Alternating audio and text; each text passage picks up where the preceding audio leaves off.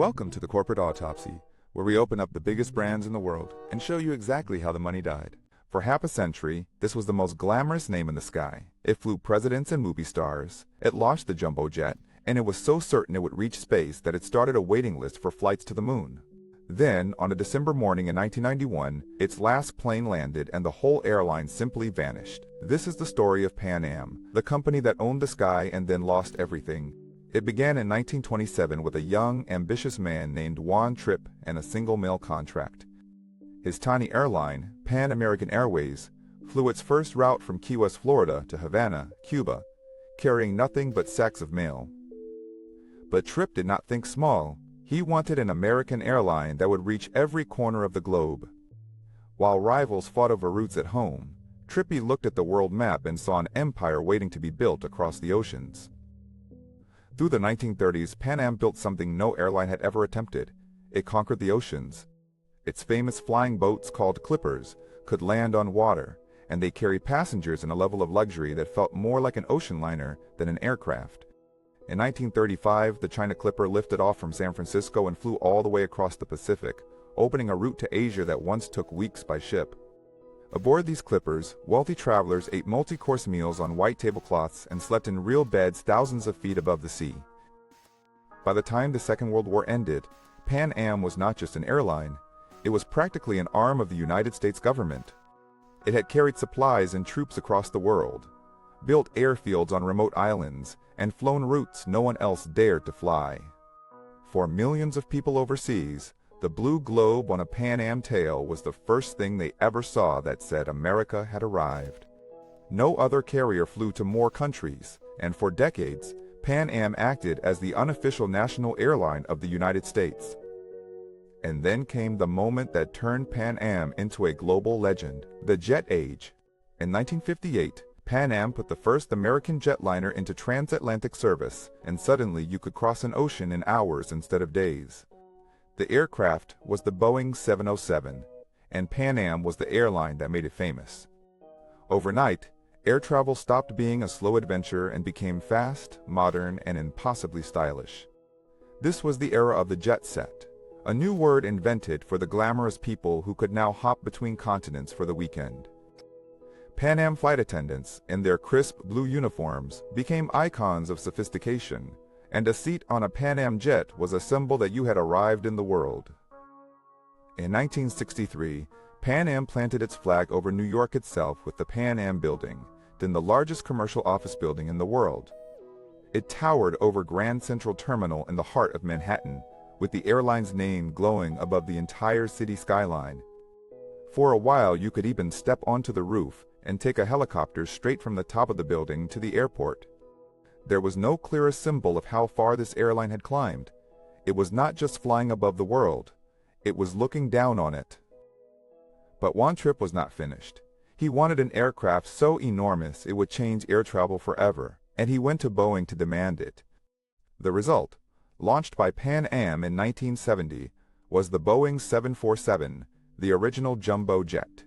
It was more than twice the size of anything flying, with an upstairs lounge, and it could carry hundreds of passengers across the Atlantic at once. The very first commercial 747 flight in January 1970 belonged to Pan Am, flying from New York to London, and it made the airline the undisputed king of the skies. Pan Am had become so central to the idea of the future that it appeared in one of the most famous films ever made. In the movie 2001, A Space Odyssey, the spaceplane gliding up to an orbiting station carries one name on its side: Pan Am. The airline leaned into the dream and opened a First Moon Flights Club, taking the names of people who wanted to reserve a seat to the moon. Tens of thousands of people signed up, genuinely believing that Pan Am would be the airline that flew them into space.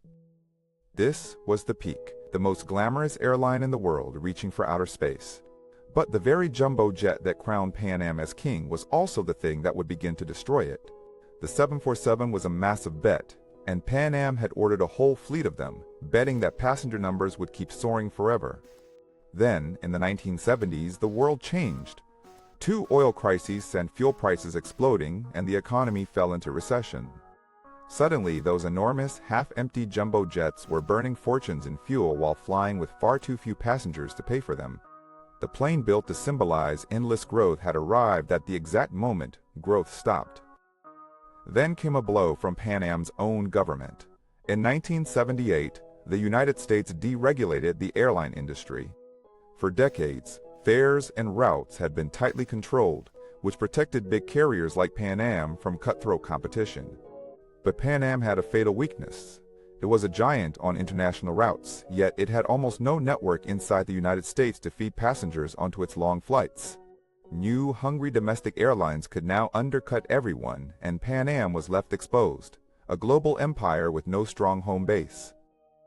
Desperate to build a domestic network overnight, Pan Am bought National Airlines in 1980, but it badly overpaid and the two companies never fit together. To survive, the airline began selling off the crown jewels it had spent 50 years building. In 1981, it sold the Pan Am Building, the very tower that carried its name over New York, and in 1985, it sold its prized Pacific routes to United Airlines.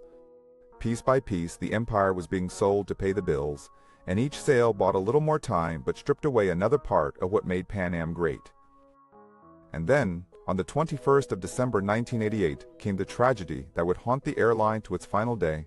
Pan Am Flight 103, flying from London to New York, was destroyed by a terrorist bomb over the town of Lockerbie, Scotland. All 259 people on board and 11 people on the ground were killed.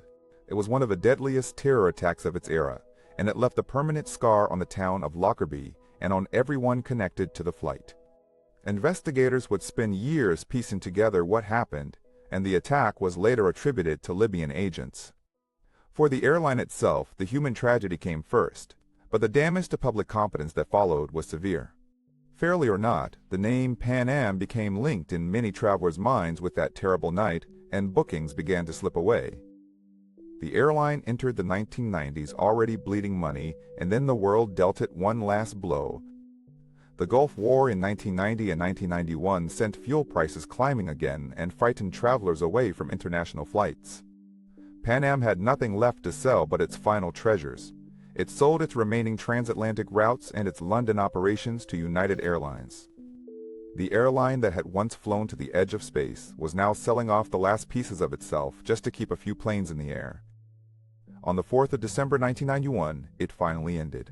A Pan Am flight touched down, and the airline ceased all operations. 64 years after that first little mail flight from Key West to Havana, the most famous name in aviation was gone.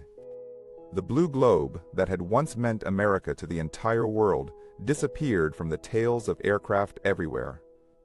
Thousands of employees lost their jobs, and the great empire of the sky closed its doors for good.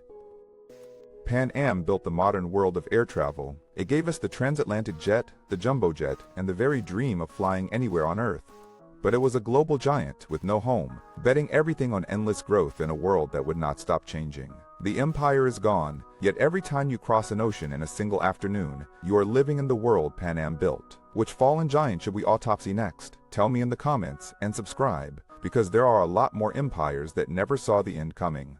And that is how the money died. If you want more corporate autopsies, subscribe, and I will see you at the next postmortem.